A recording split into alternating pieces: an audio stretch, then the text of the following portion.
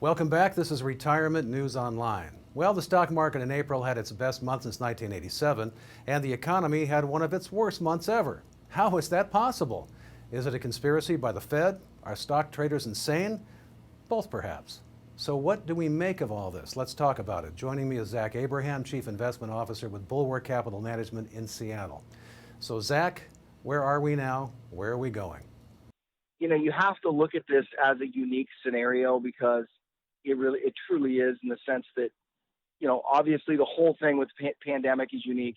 The other thing that's unique is we've seen stimulus before, but nothing to this level. So, regardless of what you say, in terms of, the other thing I think we need to do is we need to separate the economy and asset prices, because they're clearly separated right now. And that's not surprising considering the absolute tsunami of unprecedented spending. And just to put it in perspective, you look at the additional spending, and what I mean by additional is the amount of spending that's coming out of the federal government and the Federal Reserve in excess of expected deficits that we were going to run this year. And I think that's important because you have the natural level of spending that is the government tax revenues, right? And then anything above and beyond that, I see that as extra cash flowing into the system. So when you look at that amount, you're looking at somewhere times, 7, 8, 9 times the amount that we printed and spent to get through the financial crisis. So it's absolutely unprecedented. So one of the issues that you've got with that is the people that think that that's going to fill in one for one with the hit that's taken on the economic side. That is not the case. And the reason for that is really simple. Even if you print the amount of money that, people are talking about, the hits we're going to take to GDP, they're historic. We've never seen them this big. And let's say when it's all said and done at the end of this year, you have a 10% hit to GDP, which is a conservative estimate. And then to put that into perspective, that's about 3 to 3.5 times the GDP hit we took in the financial crisis.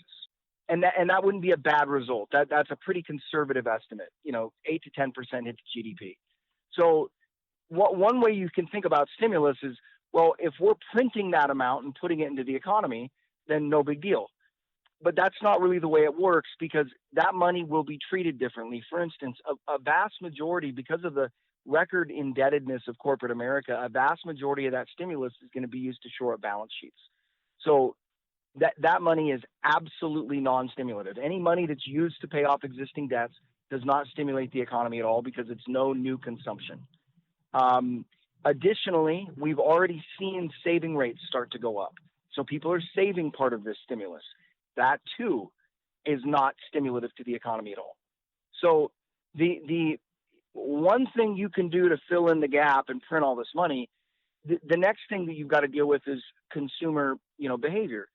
Then you've got to look at the areas of the economy that are not going to bounce back. For instance, the number one source of new jobs and best high-paying jobs in the last 11-year market or economic expansion was out of the oil patch.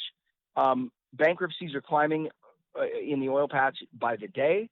A vast majority, and you very well could be looking at more than half of those companies will not come back. They need $45 oil plus to stay solvent, and more importantly, those companies are all loaded up with debt. The other thing that you've got to think about is 43% of revenues for S&P 500 companies come from international markets, so overseas. So it's not just about our market or in our economy, it's about how the rest of the world responds. The rest of the world, because they do not have the world reserve currency, and they are not in the club right now, so to speak, while the Fed's making it rain, right? Their economies aren't benefiting from this.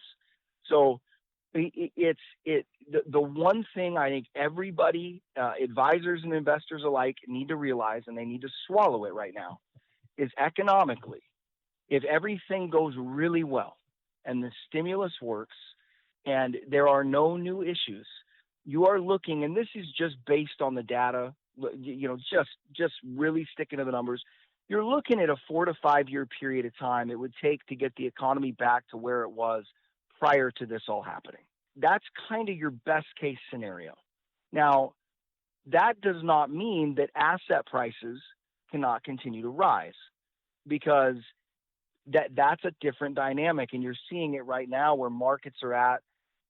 Stocks, they're not reflective of the economic reality at all. Now, we think that, look, we've seen this before. Every significant bear market has at least one, if not multiple, bear market rallies. And at this point, again, just going with the averages and the data, you have to assume that's what this is. But if they keep printing, there is the potential to at least for a time separate asset valuations from underlying fundamentals. Now, the flip side to that, Scott, is that may feel like a good thing.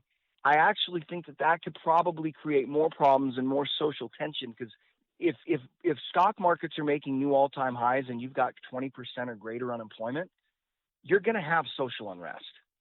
People are going to get ticked. So the world is not ending, but at the same time, this is not an issue that we flip the switch and everything goes back to normal like pre-coronavirus. It's just not. This is going to be a multi-year issue. There are a lot of we're still in the early innings of this, and it's going to be a long road. And there is a lot of danger, financially speaking, and there are a lot of geopolitical tensions heating up. And the other side of it is, if you just look at our relationship with China, the two biggest economies in the world, it has decidedly taken a hit right through this. So that's another drag on economics, on the economic side. It's just going to be a long road. There's a lot of things changing in motion, and there's still a ton of debt piled up that's not going to go away. We have switched regimes. We're not in the expansion of the last 11 years anymore. We're in a totally new ballgame, and people need to adjust to that and accept it, if they want good investment returns going forward. So, Zach, we're in uncharted territory, to say the least, right now. If you were running the Fed, is borrowing and printing money the way you would handle this crisis? That's a tough question, because to a certain degree, they have a gun to their head. So there's a certain amount of this that they are absolutely forced to do. And the reason why I say that is you have an economy and a federal government already, and this is nothing new. This has been going on for years, that is living beyond its means. And the only way, and what that means is that without artificially low interest rates, without money printing, it cannot function the way that we all think that it should, right? So what that means is that you have to have an artificial input of some kind. And you've seen that over the last 11 years, right? Everybody's talking about this being the greatest bull market and the longest economic expansion. If it was so great, why could the Fed never normalize interest rates? Why could they never pay off their balance sheet? Why couldn't they ever stop QE without significant issues propping up? And so I think that's one of the other issues that nobody's really paying attention to is, if you look at the economic, we had the yield curve invert twice in the last 18 months. That has a 100% perfect record as far as predicting recessions. You had global trade declining in 2018. You had you had car loan delinquencies that we hadn't seen since the height of 2009. You had a decidedly slowing economy that looked to be, and in many parts of the world already was, going into recession. So everybody's blaming it on COVID, but you've got kind of this two-headed monster. So the Fed absolutely had to step on the gas. Where I think that they went off the rails was jumping in there and saving companies like the airliners, right? And everybody goes, well, you have to save them because it wasn't their fault. And I look at them and go, listen, you're talking about an industry that altogether over the last 9 years spent $46 billion in stock buybacks, and we just gave them $25 billion in bailouts. So it wasn't just the coronavirus. It was the irresponsible nature in which they managed their balance sheets. So I think that they have to do this to keep the economy from imploding, because it's that bad. On the flip side, I think that they're doing a lot of things. If you look at what they did from the airliners' their perspective, there is one group of people that benefited from that, and those are the people that own the airline company stocks. That's it. And they go, well, what about all the jobs we saved? That's complete nonsense. You could go into a government-backed and government backstopped bankruptcy process. You could wipe out the equity, make the people pay for stupid decisions that the boards made, and you could keep the airlines protected and running and keep all the people employed, and then the government could reconstitute the companies and then spin them back out private again. There's all kinds of different things they could have done there, and they panicked and just started writing checks left and right. So to a certain extent, yes. And one of the points we've been making to people is, if you don't think that it's that serious, if you don't think that this is that big of an issue, look at what the federal government's doing. The federal government is showing you how intense this is. And by the level of printing, they're showing you, right? It's unprecedented. And so, yeah, they had no other choice.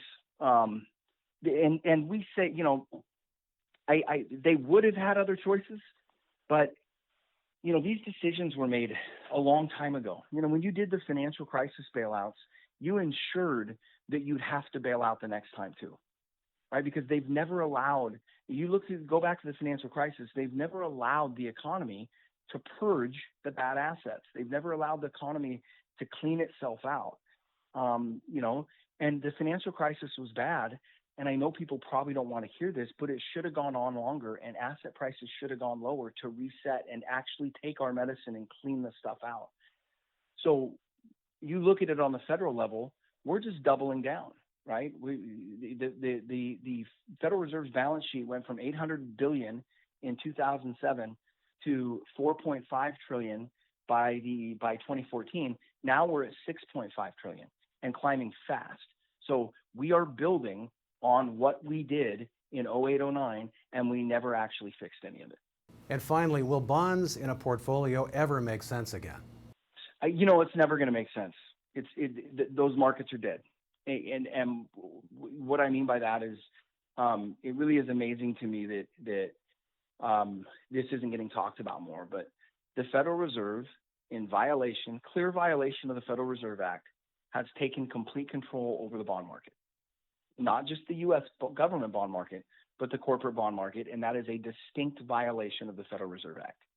And nobody cares at this point because, it's pull all the stops, even if it's against the law, and, just save asset prices. I look at the bond market as just dead money. And we're seeing it right now. We've had new clients coming in where it's taken us 4 to 5 days just to liquidate their bond portfolios. Just because there's so little volume right now going in the fixed indexed, in the fixed income world. The other thing is that interest rates in both the U.S. government bond market, the Treasury market, and the corporate market, there's no way to play it as an investor. Interest rates are not moving according to what would normally make them move. They are totally locked down and controlled by the Federal Reserve right now, and interest rates in those markets are where they want them to be. And if they want them higher, they will adjust them higher. If they want them lower, they will push them lower. I think they're going to continue to push them lower. I think you can make money buying U.S. Treasuries and just sitting on them and letting the Fed just keep QEing those things and driving the prices up. But you've also got to be careful knowing that you may be making money, but it's got nothing to do with real interest rate movements or money. This is just a factor of the federal government or the Federal Reserve just papering over everything and just buying it all. So I think the bond market is even more dead than it was 2 years ago. My thoughts on the bond market. And I think that if you are relying on, and then look at the volatility too, right? You just had investment grade bonds during that drop, lose as much as 22%. So if people are not waking up to the fact that bonds are return-free risk. You're taking risk of losing money and you're getting paid nothing to do it. It's dead money. And like I said, unless you're buying treasuries with the idea that rates are going to zero, which I think is probably true, and I think you can make some money there, I wouldn't be touching fixed income for any reason right now. You don't know what it is. It's a controlled, manipulated market, and it's no longer a free market. The Federal Reserve has taken control of it. My guest has been Zach Abraham in Seattle. This is Retirement News Online. Thanks for watching.